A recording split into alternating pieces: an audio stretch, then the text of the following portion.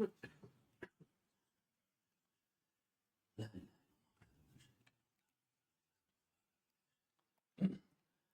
لله رب العالمين والصلاة والسلام على أشرف المرسلين وعلى آله وأصحابه أجمعين، أما بعد.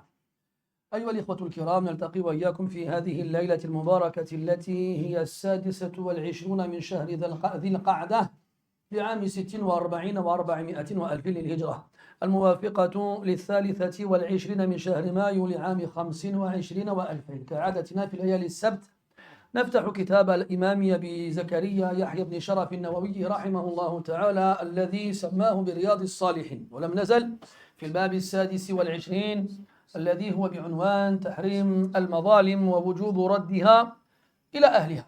وكنا قد توقفنا في لقائنا الأخير عند قراءتنا للحديث 17 من هذا الباب، ولم نصل إلى تمامه، فسنعيد قراءته من أوله ونقوم بتذكير يسير مختصر فيما يتعلق بما ذكرناه، ونختم التعليق عليه قبل أن ننتقل إلى الحديثين الباقيين من هذا الباب.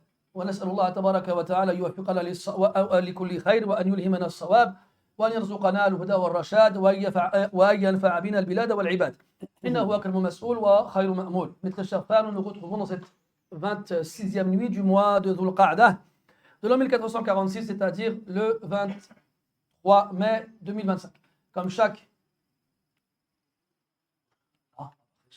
Comme chaque vendredi soir, notre rendez-vous est avec l'imam Al-Nawawi rahimahullah ta'ala et son ouvrage intitulé Riyad al-Salihin, le jardin des vertueux. Nous sommes dans le 26e chapitre de cet ouvrage qui traite de l'interdiction de faire preuve d'injustice envers autrui et de l'obligation de se libérer des gens qui ont subi notre injustice et de leur rendre les biens qu'on leur a pris injustement. On s'est arrêté la semaine dernière à la lecture du 17e hadith de ce chapitre-là, qu'on n'a pas pu finir. On a une partie du hadith sans arriver à la fin. On va donc reprendre sa lecture depuis le départ et faire un léger rappel de ce qu'on a pu dire jusqu'à présent, le finir et Inch'Allah ta'ala lire les deux derniers hadiths de ce chapitre-là pour une fois pour toutes le conclure bi'idhnillahi azza wa jal, en demandant à Allah azza wa jal de nous accorder la réussite et de nous offrir la guidée et la droiture et de faire que ce qu'on va apprendre ensemble soit utile pour nos propres personnes ainsi que pour les gens autour de nous, et que nous retrouvions cela le jour de la résurrection en balance de bonnes actions après qu'il nous ait accordé sa miséricorde et bénédiction. تفضل أيها القارئ الكريم مشكورا مأجورا. بسم الله. الحمد لله رب العالمين، والصلاة والسلام على نبينا وعلى آله وصحبه أجمعين. اللهم اغفر لنا ولشيخنا ولوالديه ولنا ولجميع المسلمين. قال أبو زكريا يحيى بن شرف النووي رحمه الله وعن أم سلمة رضي الله عنها أن رسول الله صلى الله عليه وسلم قال إنما أنا بشر وإنكم تختصمون إلي، ولعل بعضكم أن يكون ألحن بحجته من بعض، أقضي له على نحو ما أسمع، فمن قضيت له بحق أخيه فإنما أقطع له قطعة من النار. متفق عليه. الحناء أي الأعلم. بارك الله فيك. ذكرنا أن النبي صلى الله عليه وسلم أخبر أنه بشر كغيره من الناس، وإنما يتفق معهم على عدة أمور كما أنه يختلف معهم على عدة أمور، ومن هذه الأمور التي يتفق معهم عليها عدم علمه بالغيب، وذكرنا ذلك بالتفصيل في الدرس السابق. ثم قال عليه الصلاة والسلام وإنكم تختصمون إلي، وذكرنا أن معنى قوله عليه الصلاة والسلام تختصمون إلي أي ترفعون إلي خصوماتكم، أي تقع بينكم خصومات وعدم الاتفاق ونزاعات واختلافات، وإنكم ترجعون إلي للقضاء بينكم، وهذا الذي يجب على كل مسلم فعله، لقول الله تبارك وتعالى وإن تنازعتم في شيء فردوه إلى الله والرسول إن كنتم تؤمنون بالله واليوم الآخر. ثم قال عليه الصلاة والسلام ولعل بعضكم أن يكون ألحن بحجته من بعض، فأخبر عليه الصلاة والسلام أن الناس كذلك يختلفون فيما بينهم في قدراتهم على التعبير عما يخفون في أنفسهم، وكونهم يتقنون الكلام وفنون التعبير لا يقتضي ولا يستلزم منهم أن يكونوا صادقين، وقد يكون الكاذب أعلم بحجته وأتقن لها بحيث يقنع القاضي أو الحاكم أنه على الحق، وليس الأمر كذلك. وإنما أخبر النبي عليه الصلاة والسلام في بداية الأمر أنه لا يعرف الغيب ولا يعلمه حتى يستقر ذلك في نفوس الناس، أنه قد يقضي بين الناس ويعطي الحق للكاذب لأنه يعتمد على ما يقوله، وأن الذي يكون على الحق في الباطن لعجزه عن الإفصاح عما في صدره وقلبه ونفسه قد يفوته الحق. وهذا يدل على أن القاضي قد يخطئ، وأن هذا القاضي إذا أخطأ مع عمله بالشروط المطلوبة فإن خطأه معفو عنه، وإنه مأجور لاجتهاده، لحديث عمرو بن العاص رضي الله عنه الذي ذكرناه في الدرس السابق. ثم قال عليه الصلاة والسلام: فأقضي له بنحو ما أسمع، أي فأعتمد على الكلام لعدم علمي بما في القلوب، والله تبارك وتعالى وحده يعلم ما يكن الناس في صدورهم وقلوبهم. فأقضي له بنحو ما أسمع. وكنا قد توقفنا عند هذا الحد، فمترجم ثم أعود إلى ما تبقى من هذا الحديث بإذن الله عز وجل. Umm Salama radiallahu anha, l'épouse du prophète alayhi salatu wassalam, nous informe que le prophète alayhi salatu wassalam a dit: certes, je ne suis qu'un humain comme vous. On avait expliqué que le prophète alayhi salatu wassalam disait ce genre de choses-là dans certains contextes différents pour nous rappeler que dans certaines choses il est comme nous effectivement, mais dans d'autres il n'est pas comme nous alayhi salatu wassalam. Mais que la base c'est qu'il est comme nous. Et comme il est comme nous, alors ce qu'il fait est un modèle et un exemple pour nous qui doit être suivi. Et là, lorsqu'il met en évidence cette similitude entre lui et le reste des êtres humains, c'est par rapport au fait qu'ils ignorent l'invisible. Le prophète alayhi salatu wassalam ne sait pas ce qui se cache dans l'invisible. Cela est réservé à Allah azza wa jal et à personne d'autre. Donc le prophète ne sait pas ce que les gens cachent dans leur poitrine. Et il nous dit alayhi salatu wassalam que vous venez à moi afin de me faire part de vos différends, afin de me faire part de vos conflits. Et on avait expliqué dans certaines versions du hadith que la base et la raison de ce hadith-là étaient deux hommes qui étaient venus se plaindre au prophète alayhi salatu wassalam d'un problème qui les liait face à un héritage et qu'ils se disputaient une part. Alors le prophète leur dit alayhi salatu wassalam: vous venez à moi afin de me faire part de vos différends. On avait expliqué à partir de là l'obligation pour tous les musulmans de revenir au prophète alayhi salatu wassalam pour juger entre eux dans leurs différends respectifs. On avait évoqué dans cela de nombreux versets et textes qui ordonnaient aux croyants de revenir vers Allah Ta'ala et son messager alayhi salatu wassalam. Et le fait que le prophète soit mort alayhi salatu wassalam ne veut pas dire que ce jugement est aboli ou abrogé. Bien au contraire, sa sunna est toujours parmi nous, alhamdulillah. On doit revenir vers elle, mais pas de nous-mêmes comme on le veut, mais vers ceux qui la connaissent et la maîtrisent et la comprennent et la mettent en pratique. C'est eux qui sont les mieux placés pour nous dire comment l'utiliser et pour juger entre nous. Puis il a dit alayhi salatu wassalam: et il est probable, il est possible qu'il y ait parmi vous des gens qui maîtrisent mieux leurs arguments que d'autres et qu'ils jugent en fonction de ce qu'ils entendent. Donc là il parle d'une autre différence cette fois entre les gens. Lui, il est au-dessus d'eux, sur ce plan-là. Et ça fait partie des choses sur lesquelles il n'est pas comme nous. C'est-à-dire sa maîtrise de la langue. يقول عليه الصلاة والسلام عن نفسه: إنما أوتيت جوامع الكلم. ويقول الشافعي رحمه الله تعالى: لا يحيط بلغة إلا نبي. ولغة العرب أوسع اللغات على الإطلاق. Lui, il nous a dit عليه الصلاة والسلام en le concernant qu'il s'est vu donner la totalité des mots. La totalité des mots. Et l'imam al-Shafi'i, rahimahullah ta'ala wa radiya anhu, il disait que seul un prophète peut englober une langue dans sa totalité. Et dans ce sens-là, qawlullah tabaraka wa ta'ala fi haqqi abina Adam alayhi salam, wa 'allama Adam al-asma'a kullaha.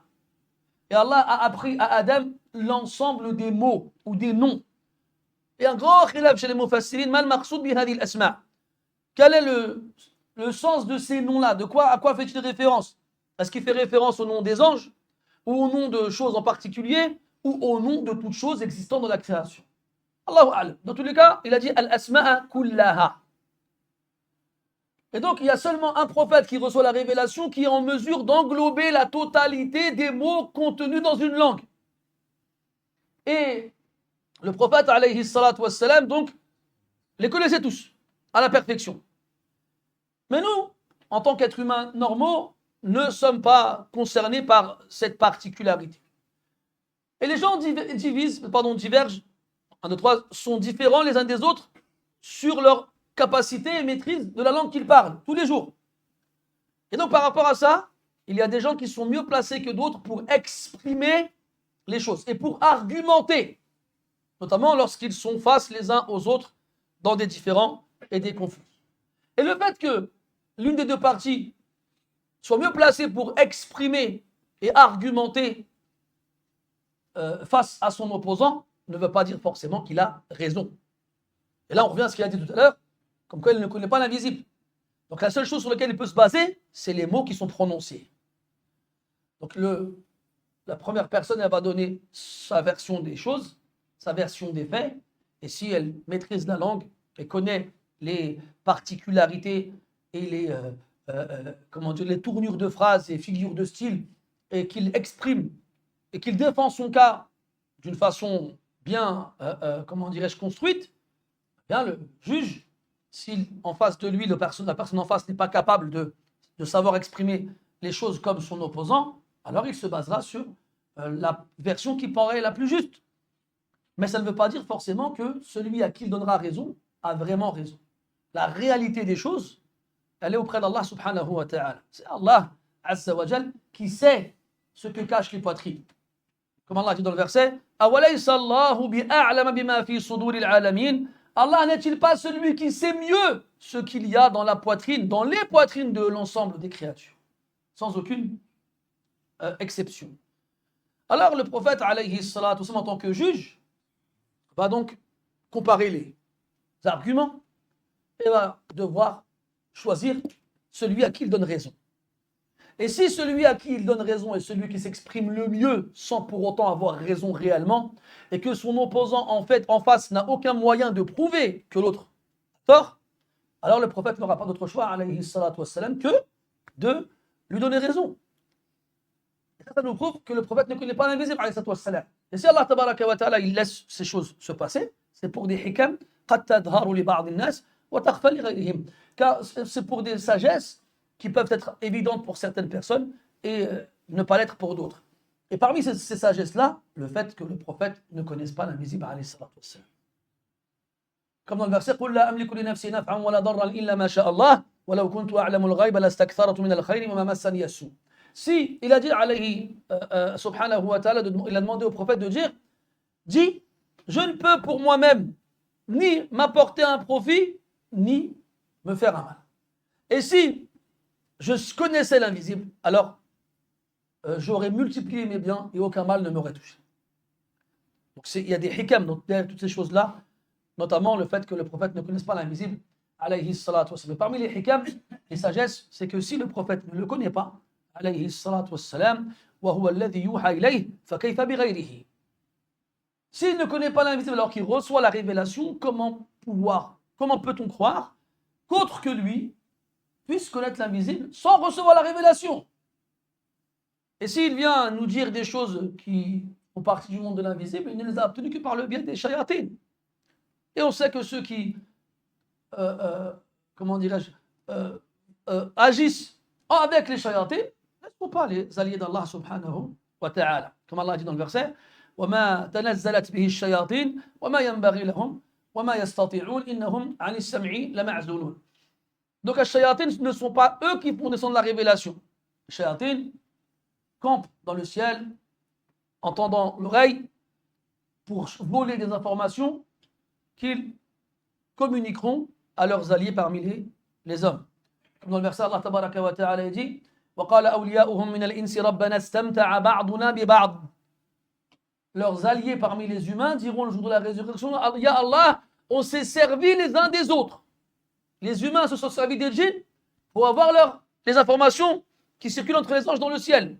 Et les djinns se sont servis des humains pour obtenir de leur part d'autres choses. Al-Muhim, on déduit de cela que le juge, qui va donc suivre les pas du prophète, alayhi salatu wassalam, peut se tromper. Et le fait qu'il se trompe en respectant les conditions ne lui feront pas porter de péché. Bien au contraire, il en sera pardonné, il en sera excusé et son effort de réflexion sera récompensé. طيب قد يقول قائل بعدما يسمع هذا الكلام وهذا الخائن الكاذب الذي أخذ حق أخيه بغير حق ماذا يكون له؟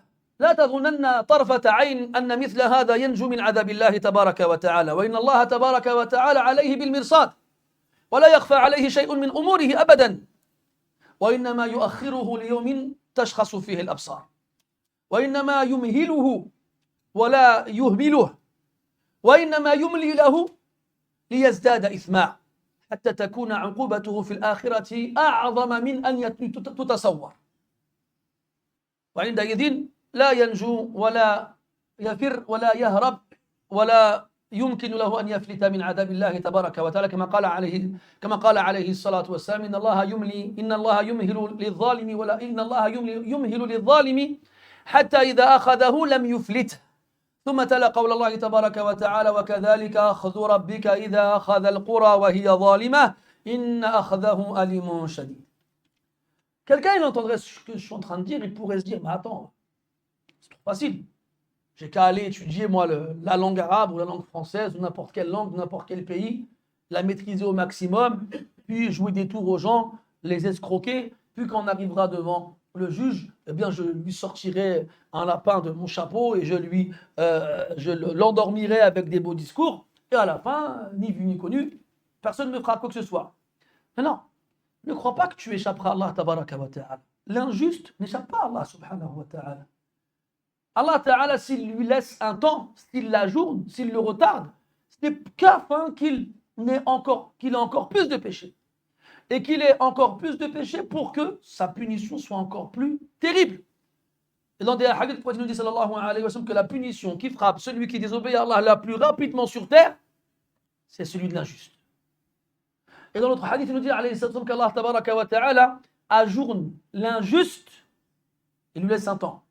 Jusqu'à ce qu'il le saisisse, c'est-à-dire qu'il fasse s'abattre sur lui sa punition, lam yuflit, il ne lui échappera pas. Et cette punition s'abattra sur lui ici-bas et dans l'au-delà. Et quand il arrivera devant Allah tabaraka wa ta'ala, il n'aura aucun moyen de fuir, ou de s'échapper, ou de trouver un endroit où se cacher. Allah tabaraka wa ta'ala ce jour-là le jugera. Wa huwa asra'ul hasibin, wa huwa sari'ul iqab. Et c'est le plus rapide et le plus prompt des juges, comme c'est le plus rapide à punir. Subhanahu wa ta'ala.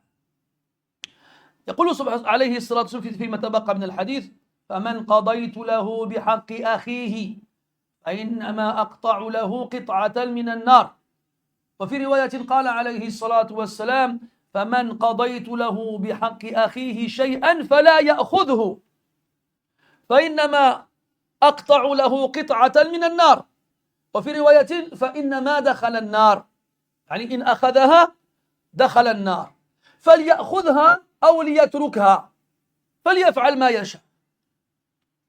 ومثل هذا التخيير كما تقرر عند الأصوليين للتهديد وليس للإباحة ونحوه قول الله تبارك وتعالى فمن شاء فليؤمن ومن شاء فليكفر. هذا ليس إخبارا من الله تبارك وتعالى للناس أن لهم الخيرة في مثل هذه الأمور، كلا بل العكس تماما، وإنما في صورة التخيير يكون التهديد. Puis il nous dit alayhi salatu wa sallam à la fin du hadith, quiconque je lui donnerai raison dans ce genre de différend et je lui donnerai donc le droit de son frère, ils se sont disputés quelque chose. Un il vient dit ça c'est à moi, l'autre dit non ça c'est à moi. Et alors le prophète il donne raison alayhi salatu wa sallam à celui qui n'a pas réellement cette chose-là.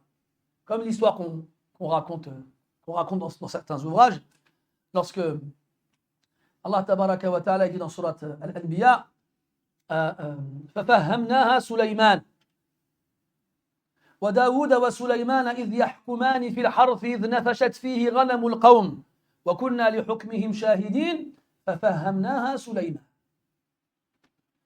Et dans le tafsir de ce verset, on a beaucoup d'israéliyettes. Histoires rapportées par les Israélites. Parmi ces histoires-là, deux femmes elles sont venues voir Sulayman alayhi salam. Et elles se sont disputées un enfant. Elles se sont disputées un enfant. L'homme, on reçoit des messages de musulmanes qui nous demandent est-ce qu'elles peuvent avorter parce qu'elles se sentent plus en état d'éduquer des enfants réels. Ça, j'ai reçu ça il y a quelques jours. Une sœur qui me dit qu'elle a 5 enfants, je crois, et qu'elle est enceinte du 6e. Elle dit, je suis fatiguée. Je me sens plus la force d'éduquer un autre enfant. Est-ce que je peux interrompre la grossesse? عش رجبا ترى عجبا غير عش أيام زائدة ترى ما ليس فيه فائدة. Voilà, vis quelques jours supplémentaires, tu verras des choses qui te donneront envie de vivre sous terre. On a entendu des gens, on a vu des gens, des femmes, se faire violer, être enceintes d'un violeur inconnu qui les a agressées, elles ne sont pas demandées à avorter. Et aujourd'hui, on a des femmes, ce n'est pas des femmes, tu les vois, elles sont loin du din, elles sont loin de l'istiqama, de l'iman, de ta'a. Non. C'est des femmes, تراها في الظاهر كأنها خرجت من كتاب تاريخي يحكي عن حياة الصحابيات. C'est l'impression que c'est une femme, elle est sortie d'un livre historique qui nous raconte l'histoire de la vie des femmes qui ont vécu l'époque du prophète sallallahu alayhi wa sallam. Et elles te posent des questions, elles te font des demandes. Hasbunallah wa ni'mal wakil. C'est pas je suis malade, le docteur il m'a dit tu vas mourir, ou la hajab quelque chose comme ça. Non, je suis fatigué. J'ai eu 5 enfants, j'ai pas la force d'en éduquer un 6e. Comment tu sais toi? Comment tu sais toi qui va te donner la force ou pas? Alaysa Allahu tabaraka wa ta'ala yuqawwi man yasha. N'est-ce pas Allah Ta'ala qui donne la force à qui il veut? N'est-ce pas Allah Ta'ala qui dit Walillahi al-izzatu wa li rasulihi wa lil mu'minin? C'est pas lui qui dit ça? Subhanallah. Voilà, il y a des gens comme ça. Après, c'est Allah Ta'ala Rabbul Alamin qui fait ce qu'il veut. Mais vous savez ce qui les réveillerait? C'est un accident de voiture. Et c'est déjà arrivé. Des gens qui ont ce genre de demande. Un accident de voiture, tous ces enfants ils meurent. Tous ces enfants ils meurent. C'est parce que je vous souhaite. Mais c'est des choses qui arrivent et qui réveillent. Elle est dans sa voiture. Tous ces enfants, ils meurent. C'est la seule qui survit. Là, elle va pleurer du sang parce que tous ces enfants, ils sont morts. Et là, elle va se dire, ah, si seulement je pouvais avoir d'autres enfants. T'en as pas, t'en as plus.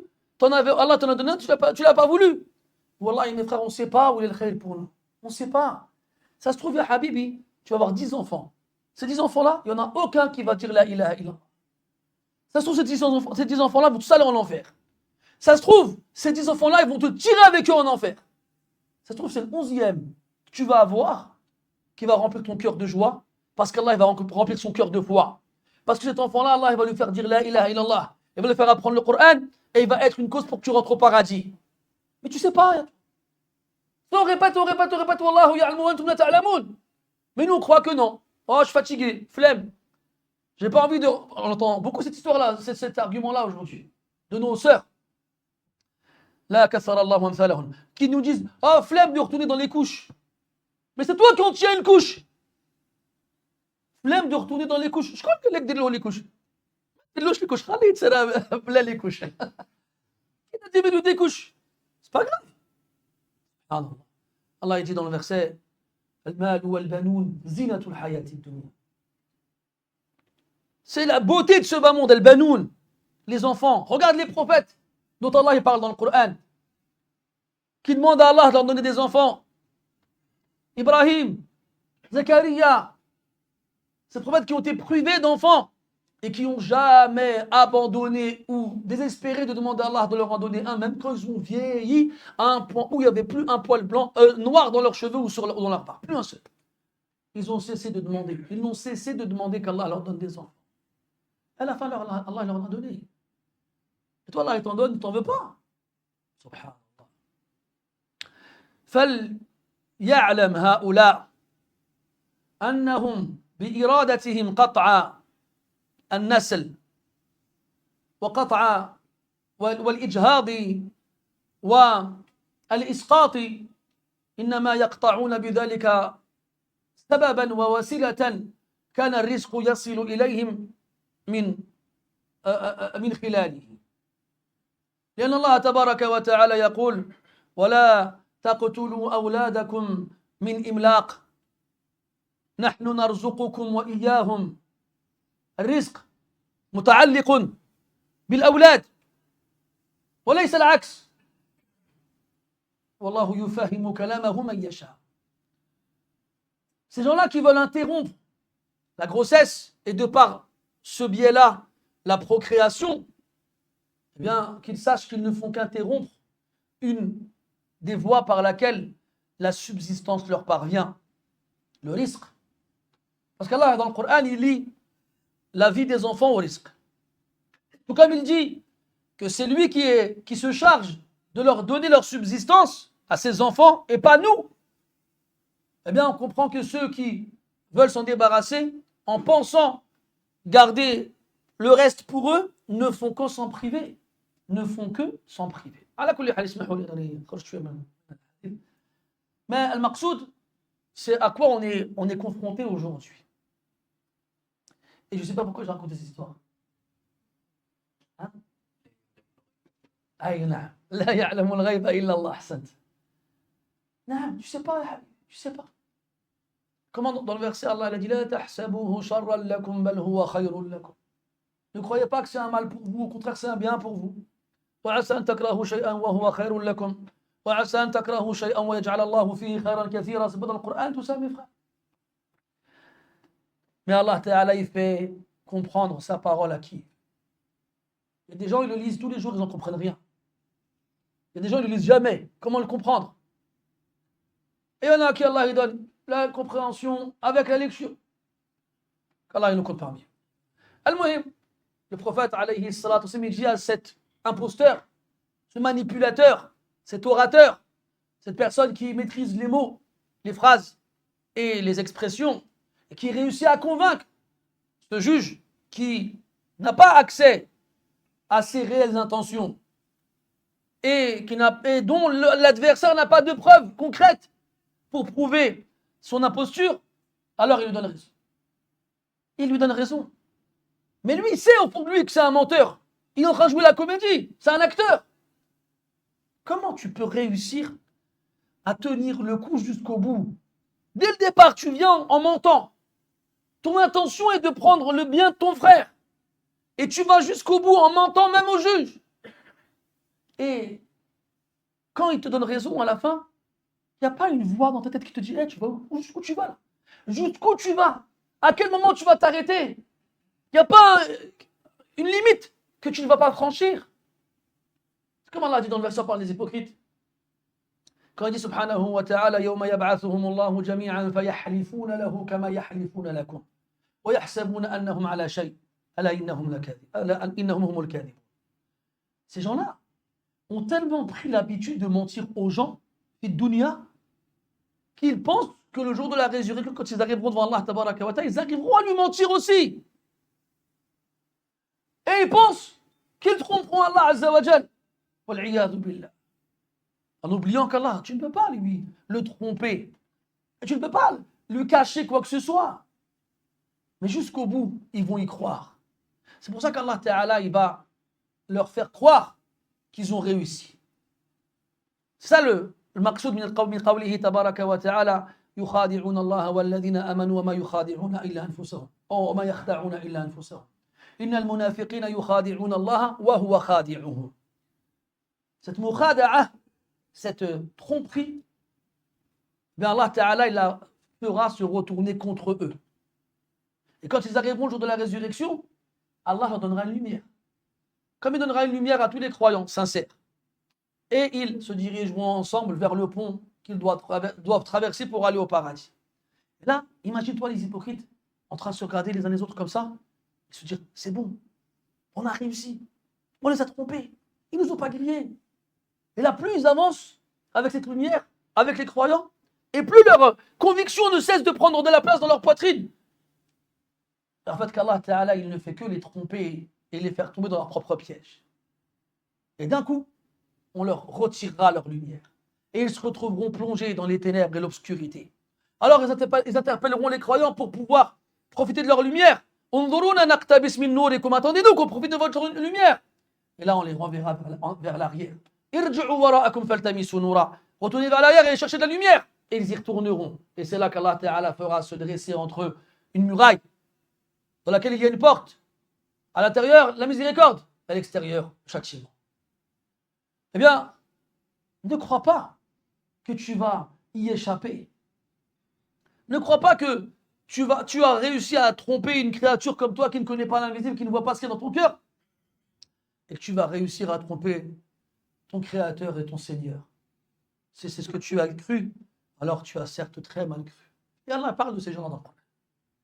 Il dit subhanahu wa ta'ala وَيَوْمَ يُحْشَرُ أَعْدَاءُ اللَّهِ إِلَى النَّارِ فَهُمْ يُوزَعُونَ حتى إذا ما جاءوها شهد عليهم سمعهم وأبصارهم وجلودهم بما كانوا يعملون وقالوا لجلودهم لما شهدتم علينا قالوا أنطقنا الله الذي أنطق كل شيء وهو خلقكم أول مرة وإليه ترجعون وما كنتم تستترون أن يشهد عليكم سمعكم ولا أبصاركم ولا جلودكم ولكن ظننتم بربكم لا ولكن ظننتم أن الله لا يعلم كثيرا مما تعملون وذلكم ظنكم الذي ظننتم بربكم أرداكم فأصبحتم من الخاسرين الآيات هذا المحل الشاهد. Regarde quand Allah parle des gens de l'enfer, sur la résurrection viendront, Allah Ta'ala il fera témoigner contre eux leur peau et leur langue et leurs oreilles et leurs yeux. Puis Allah les laissera parler avec leurs propres membres et leur diront pourquoi avez-vous témoigné contre nous? Et là ils leur répondront c'est Allah qui nous a fait parler, il fait parler ce qu'il veut. Et celui qui vous a créé la première fois, c'est vers lui que vous reviendrez. Et vous ne pensiez pas que vos peaux et vos yeux et vos oreilles témoigneraient contre vous. وما كنتم تستترون أن يشهد عليكم سمعكم ولا أبصاركم ولا جلودكم ولكن ظننتم أن الله لا يعلم كثيرا مما تعملون. Mais vous pensiez qu'Allah ne savait pas la plupart des choses que vous faisiez. Vous pensiez qu'Allah ne savait pas la plupart des choses que vous faisiez. هذا هو الظن. الظن بالله السوء. La mauvaise opinion envers Allah Azza wa Jal. Puis après Allah Ta'ala dit وَذَلِكُمْ ظَنُّكُمُ الَّذِي ظَنَنْتُمْ بِرَبِّكُمْ أَرْدَاكُمْ. C'est cette opinion que vous avez envers votre Seigneur qui vous a fait périr, qui vous a anéanti, qui vous a ramené là où vous êtes arrivé. Cette opinion-là. Comme Allah parle des mouchriquins dans l'autre verset quand il dit subhanahu wa ta'ala وَيُعَذِّبَ الْمُنَافِقِينَ وَالْمُنَافِقَاتِ وَالْمُشْرِكِينَ وَالْمُشْرِكَاتِ الظَّانِّينَ بِاللَّهِ ظَنَّ السَّوْءِ. Regarde ظَنُّ السَّوْء, la mauvaise opinion envers Allah Azza wa Jalla. C'est pour ça qu'Allah Tabaraka wa Ta'ala il insiste autant dans le Coran sur ses noms les plus beaux et ses attributs les attributs les plus parfaits. Pourquoi Allah dans autant de versets nous dit Inna Allah bi kulli shay'in alim, bi kulli shay'in muhit, Inna Allah la yakhfa alayhi shay'un fil ardi wala fis sama', alimun bi dhati as-sudur. Pourquoi est-ce qu'Allah insiste autant? Sami'un, basirun, alimun, qadirun. Pourquoi est-ce qu'il insiste autant? Pour que tu saches comment il est, pour ne pas être trompé par une opinion qui ne lui correspond pas et ainsi agir de façon incorrecte et inconforme. Comme Allah nous dit dans le Coran. Eh bien, ces gens-là qui sont aveuglés, trompés par l'amour de ce bas monde jusqu'à oublier comment Allah Ta'ala il s'est décrit à ses serviteurs, ils croient qu'ils pourront y échapper.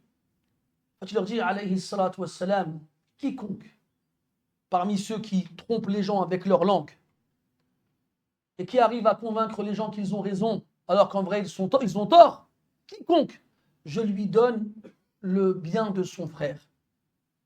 Il lui donne parce qu'il se base sur les mots. Eh bien, qu'il n'en prenne rien. C'est pas parce que je lui donne que ça lui donne le droit de l'avoir. Il ne va pas arriver devant Allah et dire Al-Rasul il me l'a donné, salam. Ça y est, classe. Mais non, c'est toi qui l'as trompé avec ce que tu lui as dit. Parce que tu n'es pas l'invisible. Et c'est pas ce qu'il y a dans ton cœur. Et ton adversaire n'avait pas de preuve. Donc ce n'est pas une excuse. Ce n'est pas une excuse. Alors il dit qu'il ne prenne rien de ce que je lui donne. Si jamais il prend une chose que je lui ai donnée, il n'a fait qu'accepter une partie de l'enfer, une partie du feu. Dans une version du hadith, il rentrera en enfer. Puis il dit à la fin qu'il prenne ou qu'il délaisse. C'est son problème. Et ça, c'est un genre de style qu'on trouve dans les versets du Coran et la Sunna, et les paroles dans la tradition du prophète sallallahu alayhi wa sallam. où on laisse le choix en apparence aux gens, alors qu'en vrai, ce n'est qu'une menace qui leur est proférée. Un peu comme dans le verset où Allah tabaraka wa ta'ala dit وَقُلِ الْحَقُّ مِنْ رَبِّكُمْ فَمَنْ شَاءَ فَلْيُؤْمِنْ وَمَنْ شَاءَ فَلْيَكْفُرْ. Et dit, la vérité provient de votre Seigneur, que celui qui le veut croit, et que celui qui le veut mécroit. Est-ce que ça veut dire qu'on a le choix, qu'on peut faire ce qu'on veut? Non, mais pourtant il dit que celui qui le veut fasse ci ou fasse cela. En fait ici, c'est une menace. Comme dans le verset où Allah Ta'ala dit إن الذين يلحدون في آياتنا لا يخفون علينا. Non, c'est pas celui-là. إن الذين juste avant, là juste après. 1, 2, 3. اعملوا ما شئتم إنه بما تعملون بصير. Faites ce que vous voulez. Est-ce que tu peux prendre, toi, tu prends un couteau, tu vas tuer les gens dans la rue, tu vas boire de l'alcool, et tu vas faire ci, tu vas faire ça. Qu'est-ce que tu fais? Allah a dit, اعملوا ما شئتم. Faites ce que vous voulez. Personne de normal, il va comprendre le Coran comme ça. Personne. Pourtant, des rigolos qui vont essayer d'expliquer le Coran comme ils veulent, on en a à l'appel. Et même dans leur stade d'ignorance avérée, il n'y en a pas un qui a dit on a le droit de faire ce qu'on veut dans le Coran. Allah il a dit i'malu ma shi'tum, faites ce que vous voulez. Personne n'a dit ça. Même eux, ils se donnent des limites dans leur ignorance. Al-Muhim, quand Allah a dit i'malu ma shi'tum, innahu bima ta'maluna basir. Faites ce que vous voulez. Là, il est en train de te menacer là. Faites ce que vous voulez. Mais n'oubliez pas qu'il voit très bien ce que vous faites. Dans l'autre verset, فَمَنْ شَاءَ فَلْيُؤْمِنْ وَمَنْ شَاءَ فَلْيَكْفُرْ. Et là, il dit, prends ou ne prends pas ce que je te donne comme droit, alors que tu ne le mérites pas. Si tu le prends, alors sache que tu n'as fait que prendre une partie du feu de l'enfer, wal-'iyadhu billah. Et que tu ne t'en tireras pas devant Allah tabaraka wa ta'ala. جاء في بعض الروايات من هذا الحديث أن الرجلين لما سمع النبي صلى الله عليه وسلم يقول هذا الكلام ندما وبكيا وقال كل واحد لصاحبه الحق لك. ثم قال لهما النبي صلى الله عليه وسلم لما رآهما على تلك الحال أما إذا فعلتما فاقتسما وتوخيا الحق ثم استهما ثم تحاللا. والمقصود أن الصحابة رضي الله عنهم هكذا كانوا يزدجرون عند الزجر ويتعظون عند الوعظ ويقفون إذا ذكروا خلافا لمن قال الله تعالى فيهم وإذا ذكروا لا يذكرون. فإيانا وإياكم أن نكون مثل هؤلاء الذين قال الله تعالى عنهم تلك الكلمات وإذا ذكروا لا يذكرون.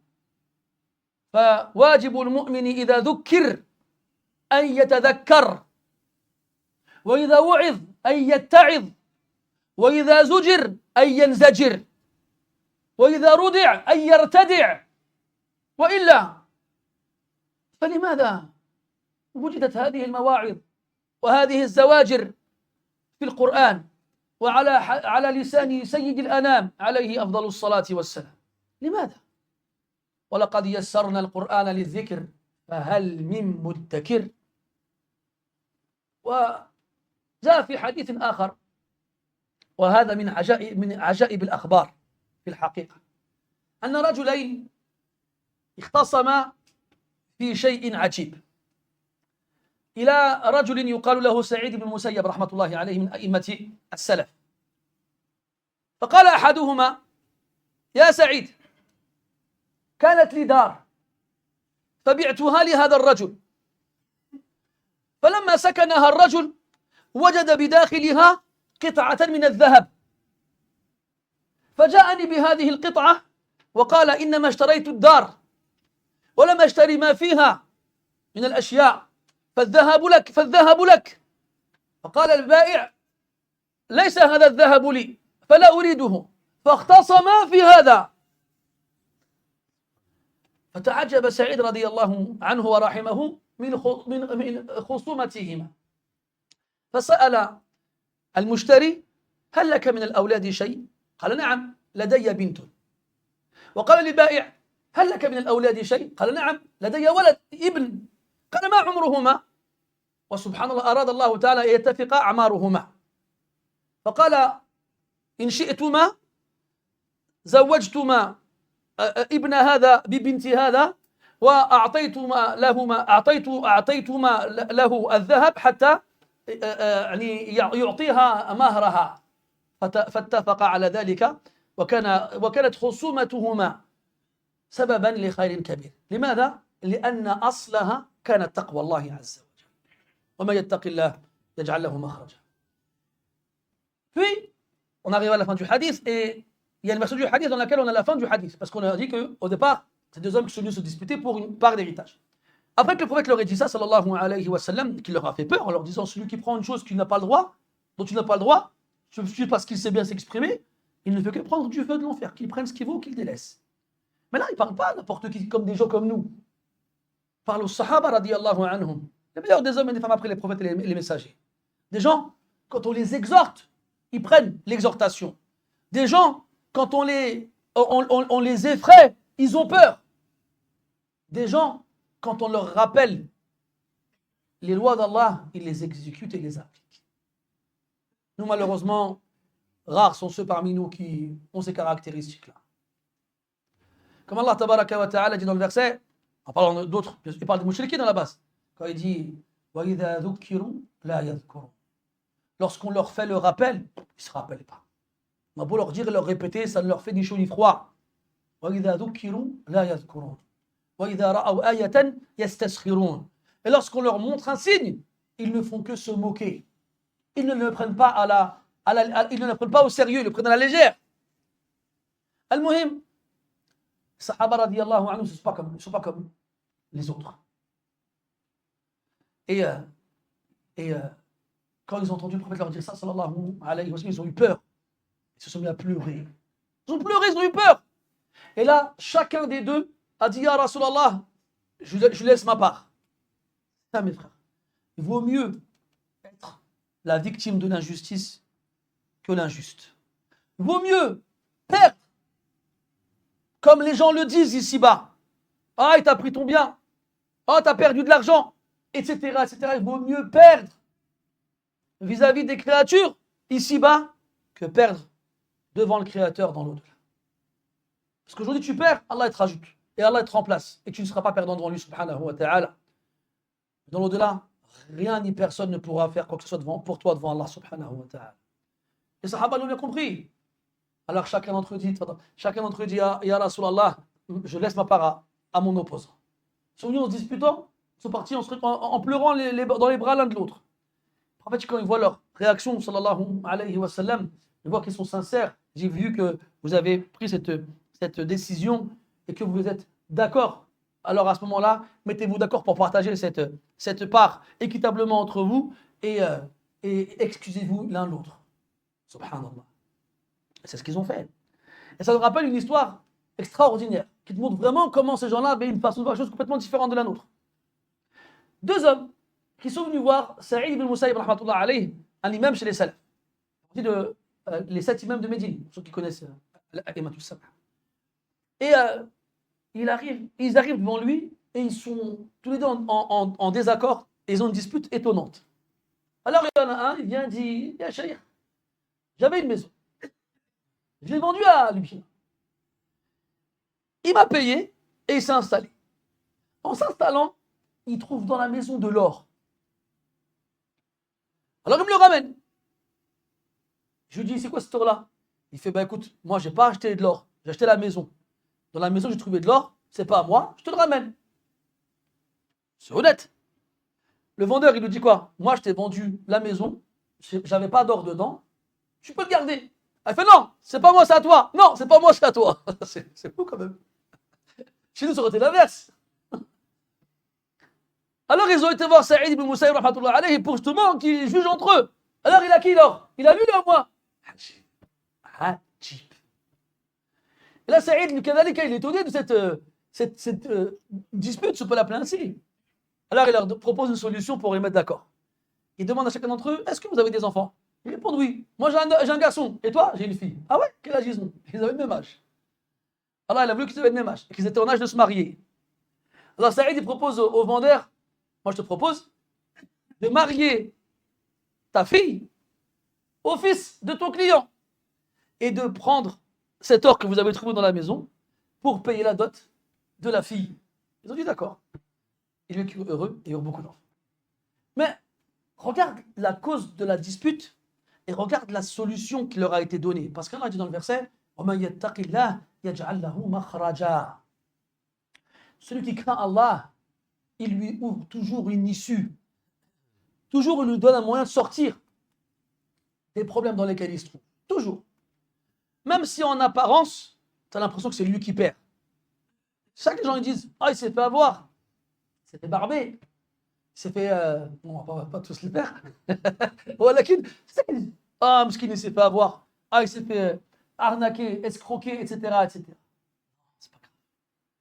C'est pas grave. Ce qui compte, c'est d'arriver devant Allah Ta'ala avec les mains propres. Tu as fait du mal à personne. Tu as trahi personne. Tu as escroqué personne. Tu arrives devant Allah et c'est toi qui gagneras. Regarde quand Allah il parle dans le Coran de ceux qui gagnent et ceux qui perdent. Oulaïka humul fa'izoun, al-muflihoun, al-khasiroun. De qui il parle? Quand il parle de ça? L'akhira, mes frères. La seule victoire qui compte, c'est celle qu'Allah nous donnera dans l'au-delà. Et la seule défaite qui compte, c'est celle qu'on aura devant Allah dans l'au-delà. C'est pas celle qu'on a ici-bas ou que ce soit l'une ou l'autre, ça compte pas devant Allah Azza wa Jal. C'est pour ça qu'il ne faut jamais que tu crois que ceux qui sont victimes d'injustice, ceux qui se font tuer injustement, ceux qui subissent la tyrannie et ceux qui subissent la dictature et ceux qui meurent devant nous sans qu'on ne puisse rien faire, ne crois pas que ce sont eux qui ont perdu. Ne crois pas que leurs âmes ont été gâchées. Ne crois pas que leur sang a coulé pour rien. Allah tabaraka wa ta'ala, il leur réserve les meilleurs des traitements et les plus grandes des récompenses qu'ils n'auraient pas pu obtenir par leurs propres actions. Wallah ya akhi, tu peux remplir ce bas monde d'adoration et de piété et de dévotion. Allah Ta'ala a des degrés au paradis que tu ne peux pas atteindre par ce biais-là. C'est pas possible. Même si tu retournes la terre de piété et d'adoration, tu ne pourras jamais atteindre ces degrés-là. Ces degrés-là, ils sont pour ceux qui ont subi les injustices, ceux qui ont été le fruit d'un énorme sacrifice, ceux qui vont, par les biens qui leur ont été pris injustement, ou leur sang qui a été versé injustement, atteindre les plus hauts degrés d'Allah, les plus hauts degrés auprès d'Allah le jour de la résurrection. Mais nous, on ne voit pas ces choses-là. Quand Allah nous raconte dans le Coran l'histoire de Ashabul Ukhdud, quand tu regardes en apparence, tu vois quoi? Tu vois un peuple entier qui s'est fait massacrer. Même le dernier d'entre eux, une femme qui dans ses mains a un bébé. Le roi leur creuse un fossé dans lequel il fait s'allumer un énorme brasier et leur laisse le choix. Tu veux vivre, mais crois en Allah et prends-moi moi en tant que divinité. Sinon, jette-toi tout seul dans ce brasier. Ils se sont tous jetés les uns après les autres. Jusqu'à ce qu'il ne reste parmi eux qu'une seule femme. Une femme qui dans les mains a un bébé. C'est une femme, l'instinct maternel. Son corps et son cœur, ils sont accrochés à cet enfant qui sort de ses entrailles. Elle a peur pour l'enfant, elle ne veut pas le faire souffrir. Elle arrive sur le bord du précipice et elle hésite. Est-ce que j'y vais? Est-ce que j'y vais pas? Mon enfant, sa vie. Et là, Allah Ta'ala, il fait parler le bébé entre ses mains pour lui montrer la vérité et lui enlever toute trace d'hésitation ou de doute. Il dit, Ya Ummah, innahu al-haq, fadhabi. Oh mère, c'est la vérité, vas-y. Et là, elle voit le bébé parler entre ses mains et elle se jette dans le feu. Ces tyrans et dictateurs qui assistent au spectacle, qu'est-ce qu'ils se disent à ce moment-là? On a gagné. Ils ont perdu. Comme Allah dit dans le verset. Idhum alayha qu'oud. Idhum alayha qu'oud. Sois si, imagine quel degré d'inhumanité tu dois avoir en toi pour t'asseoir et assister à un génocide, assister à un suicide que tu imposes à ces gens-là. Vous voulez vivre? Mais croyez, reniez votre foi et croyez en moi. Sinon, vous avez devant vous votre seule option possible.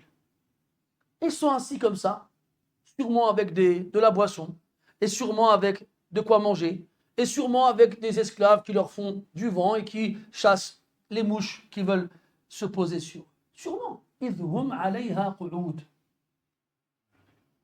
Ce verset, c'est quelques mots. إِذْ هُمْ عَلَيْهَا قُعُودٌ. Il devrait nous faire froid dans le dos. وَهُمْ عَلَى مَا يَفْعَلُونَ بِالْمُؤْمِنِينَ شُهُودٌ. Et ils assistent ce qu'ils sont en train de faire subir aux croyants. وَمَا نَقَمُوا مِنْهُمْ إِلَّا أَن يُؤْمِنُوا بِاللَّهِ الْعَزِيزِ الْحَمِيدِ. Et la seule chose qui les a poussés à se venger d'eux, c'est leur foi en Allah Ta'ala, Al-Aziz, Al-Hamid. Ne crois pas, tu vois, Al-Hamid. Pourquoi il dit Al-Hamid? Pour que quelqu'un qui a une mauvaise opinion envers Allah Ta'ala n'ait pas dire pourquoi Allah les a laissés mourir? Pourquoi Allah les a pas sauvés? Est-ce qu'Allah n'a pas dit dans le Coran qu'il sauvait les croyants? Il a dit ça dans le Coran. Pourquoi il les a laissés comme ça? C'est comme ça qu'il les sauve. Comment ça il les sauve? Il les sauve de ce roi injuste et surtout il les sauve d'une mécréance qu'on essaie de leur imposer. Et les sauver de cette mécréance-là, c'est mieux que de leur donner la victoire sur le champ de bataille. C'est mieux que de les faire voir aux yeux du monde comme ayant remporté la victoire. Une victoire qui n'est que de courte durée. La vraie victoire, c'est celle qui dure pour l'éternité devant Allah subhanahu wa ta'ala. Parce que tu es mort sur la ilaha illallah. ذلك هو الفوز المبين. ذلك هو الفوز العظيم. ذلك هو الفوز الكبير. C'est comme ça qu'Allah Ta'ala il décrit le fawz. C'est quand tu meurs sur la ilaha illallah. C'est pour ça, mes frères, il ne faut pas se fier aux images. Du'afa al-iman wal-qulub, ceux qui ont la foi faible ainsi que les cœurs, quand ils voient ce qui arrive à nos frères et à nos sœurs un peu partout sur terre aujourd'hui et depuis longtemps, on entend des gens qui disent, ils sont où? Il est où Allah? Ils sont où les musulmans? Ils sont où les arabes? Ils sont où ci? Ils sont où ça? Ya habibi, aïna al-iman? Aïna al-sabr? Aïna al-rida bil-qada? ليقضي الله أمرا كان مفعولا. Allah Ta'ala l'a décidé d'une chose, elle va se réaliser. Elle va se réaliser. Et personne ne pourra rien y changer. C'est comme ça. Voilà, comme Allah Ta'ala dit dans le verset ينصر من يشاء وهو العزيز الرحيم. وعد الله لا يخلف الله وعده ولكن أكثر الناس لا يعلمون. Allah il a promis qu'il secouerait les croyants. Et Allah ne trahit pas ses promesses. Regarde comment il finit. Mais la plupart des gens ne savent pas. Ils ne savent pas comment Allah il tient ses promesses.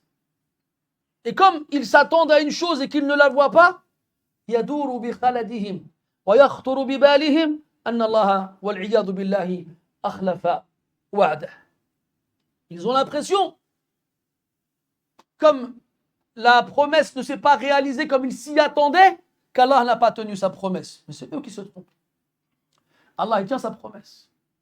Le prophète alayhi salatu wassalam, quand il rentre à Mecca, victorieux et triomphant, disait La ilaha illallah wahdah, nasara abdah, wa إيش وأنجز وعده جزاك الله خيرا وهزم الأحزاب وحده أنجز وعده. Il est rentré en disant La ilaha illallah wahdah, nasara abdah, il a secouru son esclave, wa anjaza wa'dah, et il a réalisé sa promesse, wa hazama al-ahzab wahdah, et il a fait échouer les coalisés tout seul subhanahu wa ta'ala. Wa'da Allah la yukhlifu Allah wa'dah walakin akthara an-nas la ya'lamun. Mais la plupart des gens ils ne savent pas. يعلمون ظاهرا من الحياة الدنيا وهم عن الآخرة هم غافلون. Ils connaissent ce beau monde en apparence, mais ils sont totalement insouciants vis-à-vis de l'au-delà. Là, tu comprends la balance. Plus ta science de l'au-delà elle est forte, plus tu sais comment Allah tient ses promesses. Et à l'inverse, moins ta science de l'au-delà elle est forte, voire inexistante, moins tu sauras comment Allah tient ses promesses. علينا جميعا بعلم الآخرة الذي ينفعنا، أما علم الدنيا فلا ينفعنا. قال الشافعي رحمه الله: كل العلوم سوى القرآن مشغلة، وكذا الحديث والفقه في الدين، العلم ما كان فيه قال حدثنا، وكل سوى ذلك أصوات الشياطين. هذا ليس على الإطلاق، وإلا لم نتعلم الحساب ولا الطب ولا الهندسة ولا شيء من هذا. لكن المقصود أن العلوم التي تنفعنا في الآخرة هي التي جاء به القرآن والسنة. الشافعي رحمه الله تعالى il disait: toutes les sciences en dehors du Coran, du fiqh et du hadith ne sont qu'une occupation. La science, c'est celle dans laquelle on trouve قال حدثنا, il a dit, il m'a rapporté. Et tout ce qu'il y a en dehors de cela ne sont que les voix des démons. On n'est pas en train de te dire laisse la science, hein. La science mondaine. Parce que Shafi'i, rahimahullah, c'était un tabib, c'était un médecin, et c'était un astronome, et c'était un savant dans de nombreux domaines de la science mondaine. Et tu fais comprendre ici que les sciences mondaines ne vont rien t'apporter devant Allah, tabaraka wa ta'ala. Ce qui va t'apporter devant Allah quelque chose, c'est la science de la révélation, du Coran et de la Sunna. Al-Maqsoud, pour revenir au hadith, fera attention à croire qu'on va pouvoir échapper à la justice d'Allah subhanahu wa ta'ala. Jamais on ne pourra le tromper ou échapper à sa justice. Wal ilmu indallah. Tfaddal barakallah. أحسن الله إليكم. قال المؤلف رحمه الله عن ابن عمر رضي الله عنهما أنه قال: قال رسول الله صلى الله عليه وسلم: لن يزال المؤمن في فسحة من دينه ما لم يصب دما حراما. رواه البخاري. بارك الله فيك. الحديث التالي 18 عن ابن عمر رضي الله عنهما، وهذا الحديث أعجبني سنده لأحد الرواة فيه وطول نسبه، فشيخ البخاري رحمه الله تعالى فيه علي بن جعد رحمة الله عليه.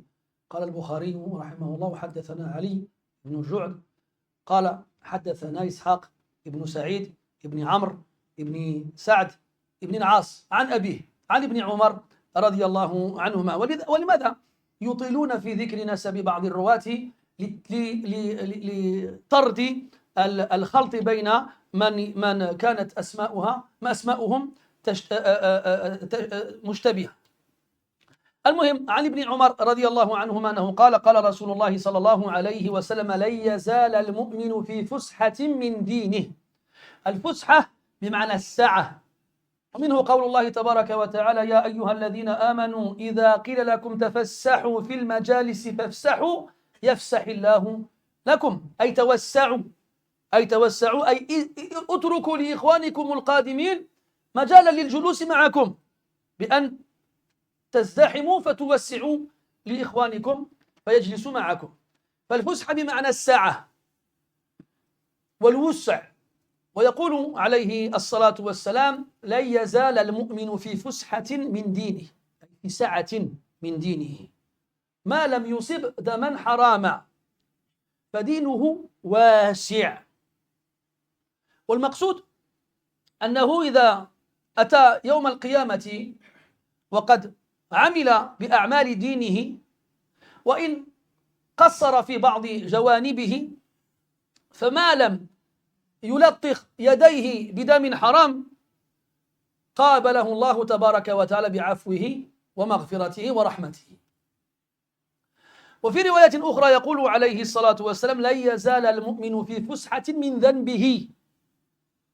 يعني مهما كانت الذنوب التي ارتكبها، ما لم يصل إلى قتل النفس، فذنوبه يغفرها الله تبارك وتعالى له. هذا هو المقصود. ما لم يصب دما حراما، فإن أصاب دما حراما انتقل من الفسحة إلى الضيق، وعندئذ يشدد له في الحساب. ويقول النبي صلى الله عليه وسلم: أول ما يقضى بين العباد أو بين الناس يوم القيامة في الدماء. ولذلك قال العلماء أن أعظم الذنوب بعد الشرك بالله قتل النفس. ولذلك من عافاه الله تبارك وتعالى من ذلك فجدير به أن يأتي يوم القيامة آمنا، وإن كان قد ارتكب جميع المعاصي وجمع جميع الذنوب، وأمره تحت المشيئة. إن شاء الله تعالى غفر له، وإلا عذبه بقدر معصيته، ثم يخرج من النار يوما من الدهر، ثم يكون مآله إلى الجنة إلى أبد الآبدين. وكان بعض الصحابة كابن عمر رضي الله عنهما راوي الحديث يستدل بهذا ليقول أن توبة القاتل لا غير مقبولة، وهذا خلاف قديم بين السلف فيما يتعلق بمن يقتل النفس المحرمة عمدا. وما استقر عليه الأمر عند جماهير أهل العلم أن ذلك من كبائر الذنوب، لكن من تاب الله عز وجل عليه، والله أعلى وأعلم. Puis on passe au 18e hadith de ce chapitre-là, qui est en même temps le 222e. Il est rapporté par Abdullah ibn Umar radiyallahu anhuma. Et la chaîne de narration de ce hadith est particulière car elle comporte 3 personnes entre le Bukhari et le prophète alayhi salatu wassalam. Non, et Abdullah ibn Umar, pardon. Il y a son cheikh Abdullah ibn Ali ibn Ju'd rahimahullah ta'ala qui lui rapporte le hadith de son cheikh qui s'appelle Ishaq ibn Sa'id ibn Amr ibn Sa'd ibn al-As. Et tu as vu, quand dans une chaîne de narration, le nom il est long. Un tel, fils de un tel, fils de un tel, fils de un tel, fils de un tel. Pourquoi est-ce qu'on nous sort une affiliation aussi longue? C'est pour éviter les confusions entre des gens qui auraient les mêmes noms. Parce qu'il s'appelle Ishaq ibn Sa'id. On va chercher, des Ishaq ibn Sa'id, il y en a beaucoup. Donc il faut qu'on rajoute un ancêtre pour éviter la confusion. Donc Ishaq ibn Sa'id ibn Amr. Il y en a un autre. Mince. On va rajouter encore un ancêtre pour éviter la confusion. Ishaq ibn Sa'id ibn Amr ibn Sa'd. Il y en a encore un. D'accord. Alors on va encore, à chaque fois qu'on va trouver quelqu'un qui a le même nom, on va rajouter dans le nasab, dans l'affiliation, pour enlever les confusions. C'est pour ça que des fois, dans une chaîne de narration, tu vas trouver un homme avec autant d'ancêtres qui le suivent, alors que des fois, on n'a même pas le nom du père. On n'a pas le nom du père. Par exemple, en général, quand le Bukhari, rahimahullah ta'ala, il rapporte un Ali, le Bukhari, rahimahullah, il a beaucoup de professeurs qui s'appellent Ali. À chaque fois, ils nous dit c'est lequel? Est-ce que c'est Ali ibn Ju'd? Est-ce que c'est Ali ibn Yahya? Ou bien est-ce que c'est Ali al-Madini? Et on va prendre le plus célèbre d'entre eux, Ali al-Madini, ou Ibn al-Madini, rahmatullah alayh. Et lui, on va dire que Ali. Quand le Bukhari va dire Haddathana Ali, c'est Ali ibn al-Madini, parce que c'est le plus connu. Ou bien quand on a à la fin, avant les compagnons, Al-Hassan. En général, si on dit Al-Hassan tout court, c'est le Basri. C'est le Basri. Ou bien Soufiane. Soufiane, ça dépend. Est-ce qu'il est en deuxième ou en troisième position? C'est le Bukhari qui rapporte le hadith. Si le Bukhari rapporte le hadith et que Soufiane est en deuxième position, c'est Ibn Uyayna. Si en troisième position, c'est Thawri. Mais là, on n'a pas besoin de mettre le nom parce qu'on sait de qui il s'agit. Mais quand on ne sait pas, on met le nom du père. Et quand le nom du père, c'est le même nom que le père de l'autre, on met le nom du grand-père, etc., etc. Regarde comment les ulama ont développé cette science-là pour éviter toute confusion, tout amalgame, toute incompréhension. Et après, tu as des rigolos qui ne savent même pas comment son père, il s'appelle à lui, là. Et ils viennent et ils nous disent, le Bukhari, c'est pas sûr. C'est toi, t'es pas sûr. Regarde-le que le Bukhari, c'est pas sûr. C'est faux quand même. Hein. Mais fi'lan, il y a des gens aujourd'hui, beaucoup d'entre nous, ignorons le nom de nos ancêtres. Tu ne les connais pas. Tu ne sais pas comment ton grand-père, il s'appelle. Et tu remets en cause des savants qui connaissent le nom, pas du grand-père de millions de personnes, je n'exagère pas, hein, mais de leur père et de leur grand-père et de leur arrière-grand-père, il a akhirihi. C'est fou quand même. Bref. كنا نقول علي ابن الجعد عن إسحاق ابن سعيد ابن عمرو ابن سعد ابن العاص عن أبيه.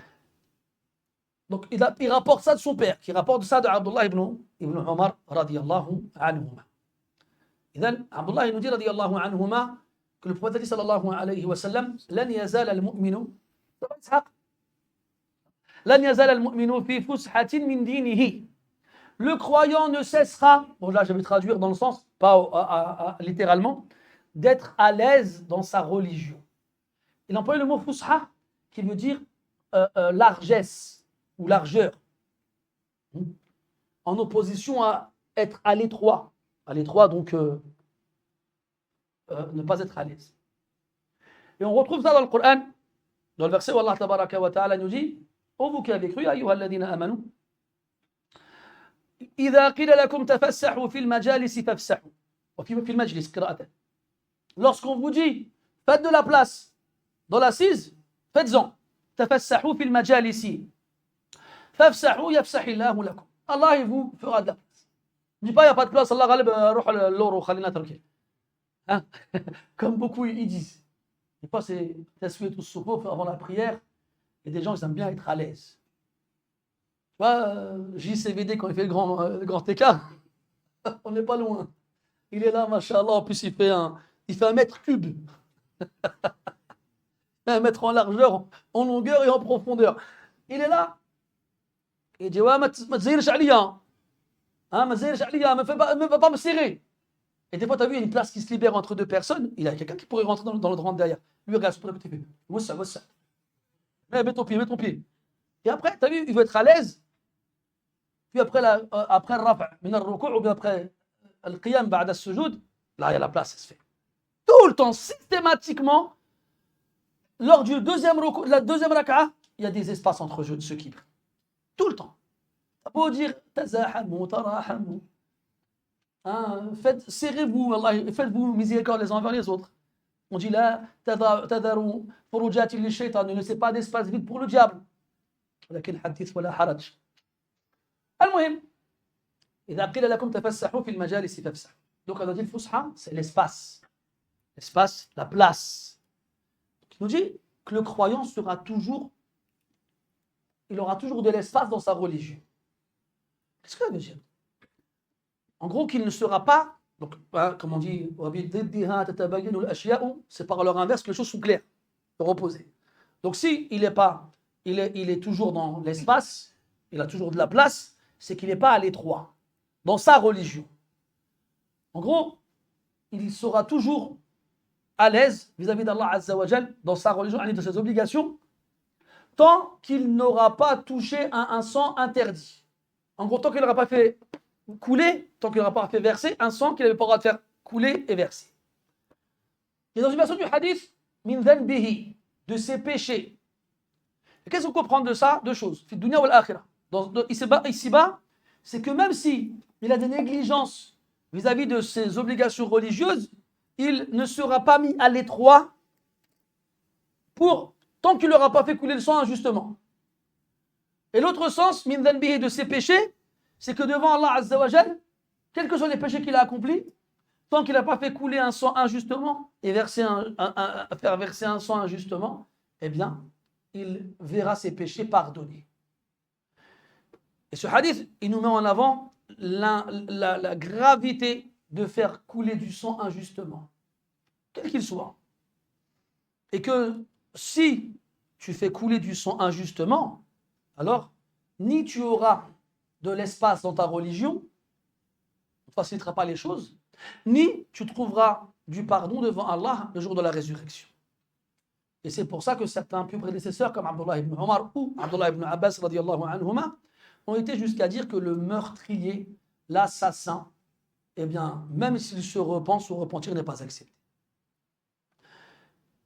Et les savants sont d'accord pour dire que le pire des péchés après l'association, c'est le meurtre, l'homicide volontaire. C'est le pire des péchés. Après, ils ont divergé. Chez les salafs, on avait une divergence. Est-ce que son repentir est accepté ou non? Il y en a, ils ont dit oui, il y en a, ils ont dit non. Mais après quelques temps, tout le monde s'est mis d'accord pour dire que finalement, son repentir était accepté s'il se repentait sincèrement et qu'il revenait vers Allah tabaraka wa ta'ala réellement. Et ça fait partie des anciennes divergences qu'on trouve chez les salafs sur lesquelles les savants se sont mis d'accord par la suite pour dire finalement que Allah il accepte le repentir de n'importe qui. Bien sûr, s'il se repent correctement, quel que soit le péché qu'il ait pu accomplir. Non. أحسن الله إليكم. قال المؤلف رحمه الله عن خولة بنت ثامر الأنصارية وهي امرأة حمزة رضي الله عنه وعنها أنها قالت سمعت رسول الله صلى الله عليه وسلم يقول إن رجالا يتخوضون في مال الله بغير حق فلهم النار يوم القيامة. رواه البخاري. أحسنت، بارك الله فيك. قلت بنت ثامر، هكذا قلت. نعم هو الصواب. أما من كان عنده عامر فهذا خطأ، والصواب أن اسم أبيها ثامر، وقيل قيس، وكنيته أبو عبد الله، هو أبو معاوية. والصواب أن اسم أبيها ثامر وليس عامر. عن خولة بنت ثامر الأنصارية، وهي امرأة حمزة رضي الله عنهما. حمزة بن عبد المطلب عم النبي صلى الله عليه وسلم وأخوه من الرضاعة، أنها قالت: سمعت رسول الله صلى الله عليه وسلم يقول: إن رجالا يتخوضون. والمقصود بالتخوض التصرف، واشتق هذا الفعل من قولهم خاض في الماء، إذا مشى في الماء. وأصبح هذا الفعل بمعنى التصرف الذي لا ينبغي أن يكون، ومنه الخوض في الحديث والكلام. وإذا رأيت الذين يخوضون في آياتنا، أي يتحدثون فيها وليس لهم الحق في ذلك. الخوض، خاض يخوض بمعنى هذا. وهنا يتخوضون أي يتصرفون في مال الله بغير حق، في مال الله العام الذي ينبغي أن يصرف في منفعة المسلمين. هذا هو المقصود بمال الله عز وجل. فيراد بذلك أموال المسلمين العامة من الناس، من كلف بتصريف هذه الأموال وبجعلها فيما يعود على المسلمين بالنفع، لكن يستخدمونها لأجل أنفسهم، ويحرمون الناس المستحقين لها منها. فما مصيرهم؟ قال بغير حق، أي بالباطل، أخذوها لأنفسهم وحرموها من أصحابها، فلهم النار يوم القيامة والعياذ بالله. فلهم النار يوم القيامة والعياذ بالله. وهذا كان قديما ولم يزل إلى يومنا هذا في بلدان المسلمين. وهذا المال الذي تحدث عنه عليه الصلاة والسلام هو ما يجتمع فيه عدة أشياء من زكاة أموال الناس بجميع أصنافها، وبالغنائم وبالفيء وما أشبه ذلك، والجزية وما أشبه ذلك. ولكن اليوم الأمور وإن تغيرت في أشياء كثيرة بقيت بصفة عامة كذلك. أي بلدان المسلمين التي يعيشون فيها فعليها أناس كلفوا أو تكلفوا بجمع هذه الأموال وبصرفها فيما يشاءون، وفيما يرون أن هذا الصرف يعني قد ينفع الناس، وربما للأسف الشديد يرون أن هذا التصرف لا ينفع إلا أنفسهم. المقصود من فعل هكذا فله النار يوم القيامة والعياذ بالله. لماذا؟ لأنه حرم المستحقين. وكذلك يقال في جميع من تكلف بجمع أموال المسلمين وبتصريفها في غير أمورها، فمن فعل كذلك فليعلم أن الله تعالى هدده وتوعد عليه بالنار. وكثيرا ما نسمع في الأواني الأخيرة أناسا على الشبكة العنكبوتية يقومون بإعلانات يقولون أنهم يجمعون أموال الناس لأجل مساعدة فلان الذي عجز عن أداء إيجار بيته، أو فلان المريض الذي لا يستطيع أن يدفع السعر المطلوب، أو فلان الذي كذا وكذا. وكثيرا ما نسمع أن هؤلاء يكذبون ويخونون الناس ويخدعونهم، فهم كذلك معنيون بهذا. وكذلك ما نسمع وللشديد الأسف في بعض المساجد أن بعض المسؤولين يأخذون صدقات المسلمين وينفقونها لأجل أنفسهم، ويحرمون المسجد وأهله منها. فهؤلاء كذلك معنيون بهذا الحديث. Puis au final, ce dernier hadith qui est rapporté par Khawla radiyallahu anha binti Thamir al-Ansariya, qui est l'épouse de Hamza. L'épouse de Hamza, l'oncle et le frère de l'aide du prophète alayhi salatu wassalam.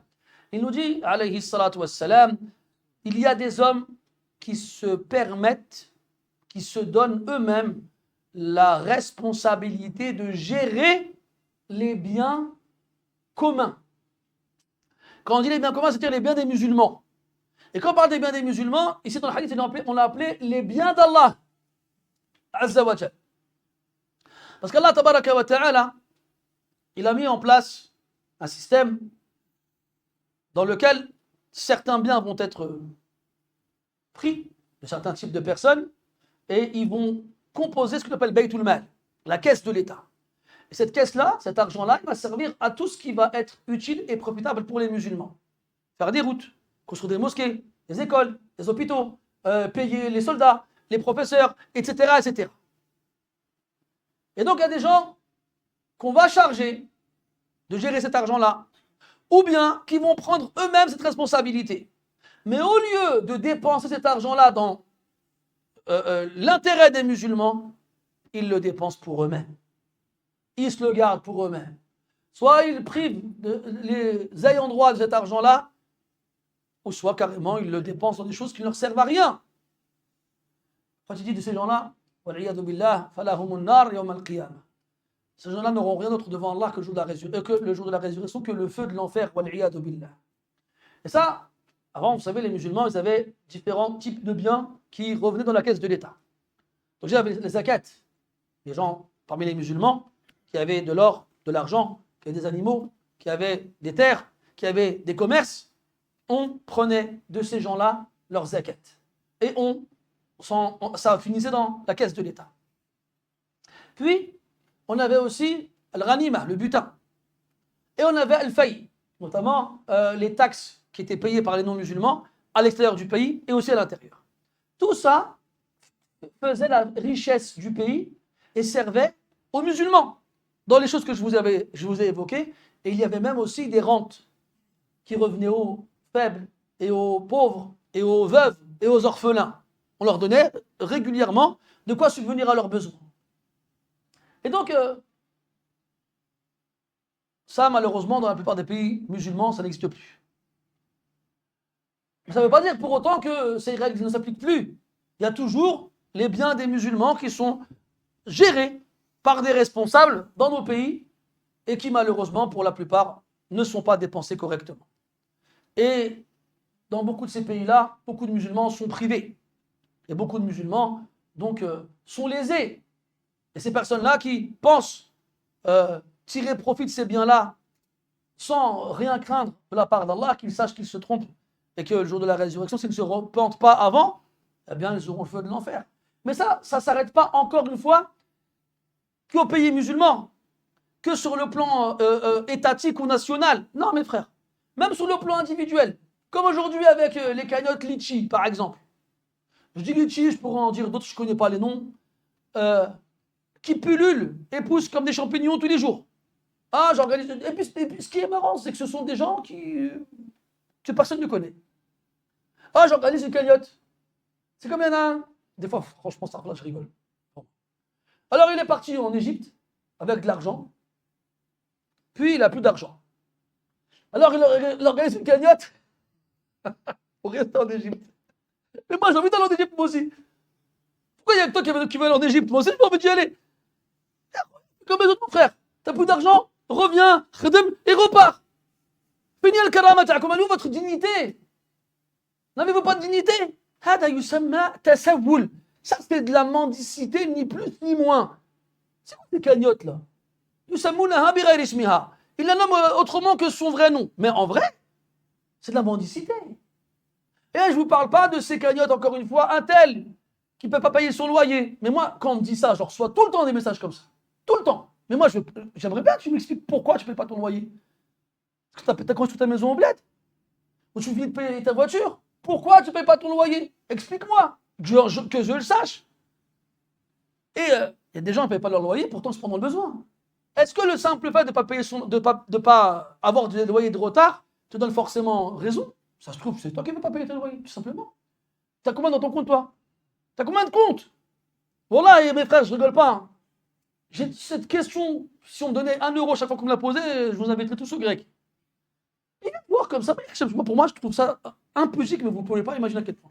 Il vient te voir, il te dit, arrête dans la zakat, est-ce que je dois compter l'argent qui est dans mon compte épargne ou pas? Sérieux? C'est l'argent de qui ça alors? À quel moment tu t'es dit que cet argent il comptait pas dans la zakat? Donc pour toi, cet argent-là, il n'est pas à toi, il est à personne. Mais vous êtes sérieux quand vous posez des questions comme ça? Bref, on revient aux cagnottes. Alors je fais des cagnottes tous les jours. Et moi, ce qui me choque, je ne sais pas si je peux dire le pire ou le bien, je ne sais pas. Parce que d'un côté, je vois les musulmans, ils sont nia, tu vois, ils sont naïfs, ils disent, oh, machallah, il y a du khair à faire. Et ils donnent. Mais mes frères, arrêtez de donner quand vous ne connaissez pas les gens. Arrêtez de donner votre argent quand vous ne savez pas d'où vient cette cagnotte-là et à qui elle va revenir. Et qu'il n'y a personne pour vérifier si l'argent en question a bien été donné à ceux qu'on a prétendu défendre. Arrêtez de faire ça, mes frères. C'est parce que vous donnez votre argent tout le temps que ces cagnottes pullulent encore plus. Parce qu'il y a forcément des gens mal intentionnés qui vont se dire « Ah, on va se faire du blé. » Du blé et doublé. Ou bien on va vous doubler. Bon, t'as compris. Il ne faut pas faire ça, mes frères. On ouvre une porte de mal. Il faut que les choses elles soient gérées correctement. Et ces gens qui font ces cagnottes-là, ils rentrent dans ce hadith aussi. Vous jouez avec l'argent des musulmans. Cet argent-là, il est sacré. On n'a pas le droit de s'en servir comme on veut. Et on n'a pas le droit de chacun se réveiller un matin. Ah, je vais faire une cagnotte. Ah, je vais sauver le monde. On t'a rien demandé, Khoya. On t'a rien demandé. Occupe de tes affaires. Et rentre aussi dans ça. La gestion des biens des musulmans dans ce qui leur est utile de façon générale. Les mosquées et les écoles en priorité. Combien de fois on a entendu dans des mosquées des responsables qui ont disparu avec la caisse? Combien de fois? Ça, c'est pas des légendes, c'est pas des chimères, c'est une réalité. Parce que, encore une fois, malheureusement, il y a des gens qui se trouvent dans les bureaux de la mosquée, mais qu'est-ce que tu fais là, toi? Qu'est-ce que tu fais là, toi, à gérer des 5, 6, 8 000 euros tous les vendredis? Il y a des gens qui passent cette habitude. Et toute sa vie, il était motawadé, il n'avait pas d'argent ski. Il te l'a touché 1500 euros toute sa vie. Il n'a jamais vu 1500 euros en billets devant lui. Et un jour, on lui met hack, compte 8000 euros. Après, tu pars.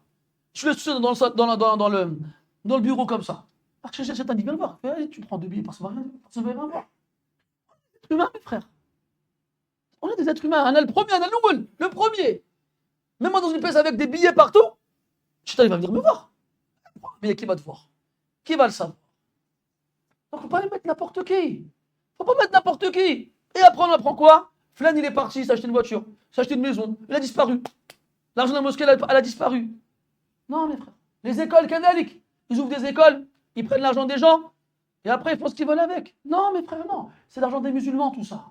On n'a pas le droit. On n'a pas le droit de s'en servir comme on veut. On n'a pas le droit, mes frères.